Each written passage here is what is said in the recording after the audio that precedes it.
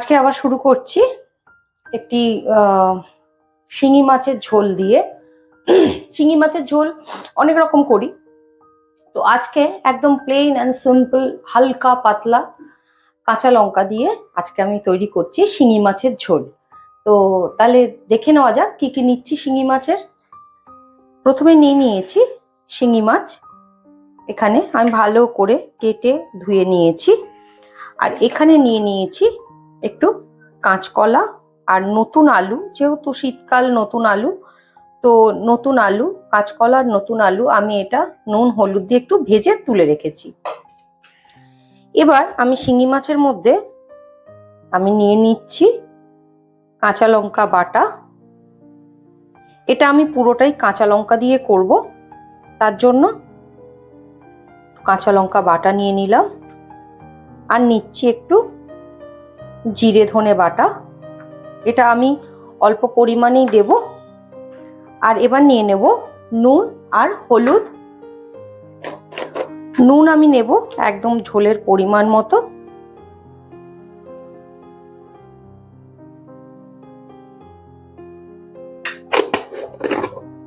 যেহেতু একটু ঝোল করব তার জন্য কিন্তু সেই পরিমাণ মতো আমি নুনটা নিয়ে নিলাম। এবার নিয়ে নেব একটু হলুদ।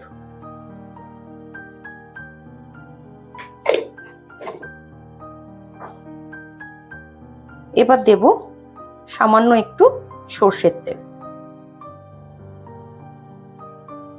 এবারে এটাকে আমি মাখবো। তার আগে আমি কড়াইতে যে আলু আর কাঁচকলা ভেজেছিলাম সেই তেলটা একটু রয়েছে, আলাদা করে আর তেল দিলাম না। এবারে দিয়ে দিচ্ছি আমি এতে একটু গোটা জিরে ফোড়ন।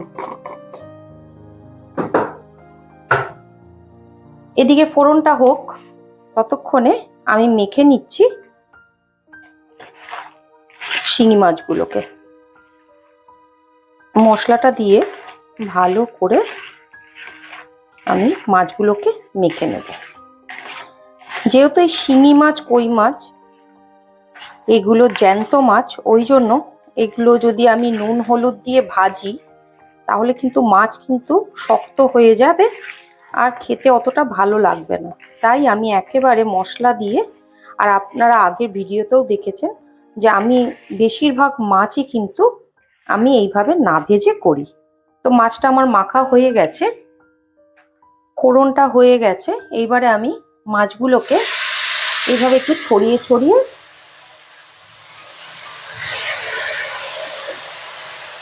দিয়ে দেব। তার সাথে যে মশলাটা আমার রয়েছে সেটা দিয়ে দেব।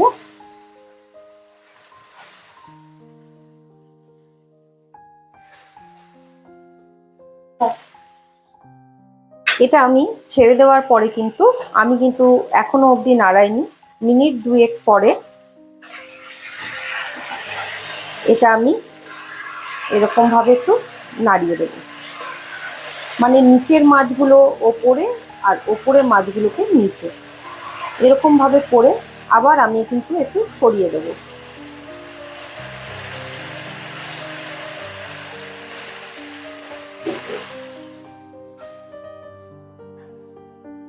মাছটা কিন্তু আমার সাতলানো হয়ে গেছে এবং মাছটা খুব সুন্দরভাবে ভাজা ভাজা হয়ে গেছে। দেখে মনে হচ্ছে মাছ পুরো ছেড়ে গেছে, কিন্তু না। এইবারে এটার মধ্যে আমি দিয়ে দেব আলু আর কাঁচকলাটা।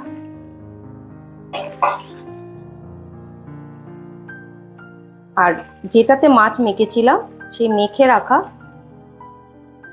বাটিটাতেই আমি কিন্তু জল দিয়ে নিয়েছিলাম, সেই জলটা আমি দিয়ে দেব।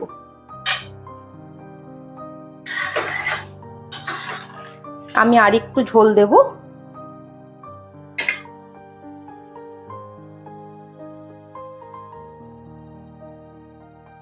কারণ নতুন আলুটা কিন্তু সেদ্ধ হতে একটু টাইম নেয়। এবারে আমি এটা একটু ফুটতে দেব। এবার দিয়ে দিচ্ছি 4টে কাঁচা লঙ্কা। এবার আলু আর কাঁচকলাটা সেদ্ধ হওয়া অবধি অপেক্ষা করব। ঝোলটা কিছুক্ষণ ফুটেছে, আমি একটু আলুটা দেখে নেব গলেছে কিনা।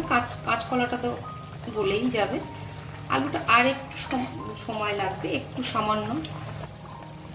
এবারে ঝোলটা যখন ফুটে উঠেছে আমি এতে দিয়ে দেব এই যে মশলাটা, এটা হচ্ছে একটু ধনে, জিরে আর তেজপাতা, এই তিনটে ভেজে আমি কিন্তু গুঁড়ো করে রেখেছি, এটা আমি 1 চামচ এতে দিয়ে দেবো।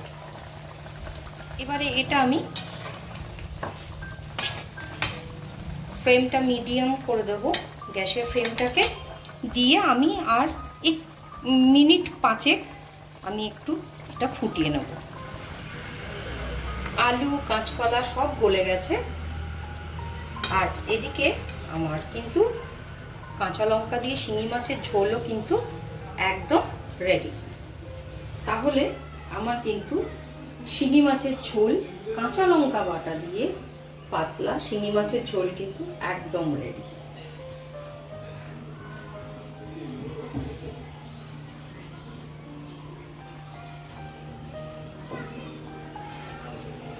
এইভাবে মাছের ঝোলটা বানিয়ে একবার কিন্তু অবশ্যই ট্রাই করা যায়, যদি আপনারা অন্যভাবে করে থাকেন শিঙি মাছের ঝোল। আর শিঙি মাছ আমরা জানি যে আমাদের জ্বর বা আমাদের পেটে কোনো একটু প্রবলেম হলে আমরা শিঙি মাছটা কিন্তু প্রেফার করি সঙ্গে সঙ্গে। তো এইভাবে আপনারা কিন্তু করে খেতেই পারেন। আর হ্যাঁ, যদি বাচ্চাদের লঙ্কাটা অ্যাভয়েড করলে সেম জিনিস দিলে কিন্তু তাতেও মন্দ লাগবে না। তাহলে এভাবে একবার বানিয়ে করে খেয়ে দেখুন। আর যদি রান্নাটা দেখতে বা করে খেয়ে যদি ভালো লাগে তাহলে কিন্তু লাইক সাবস্ক্রাইব অবশ্যই, আর আমাকে জানাতে কিন্তু ভুলবেন না। আমি আপনাদের জবাবের অপেক্ষায় সবসময় থাকবো। ঠিক আছে, তাহলে আজকের মতো নমস্কার।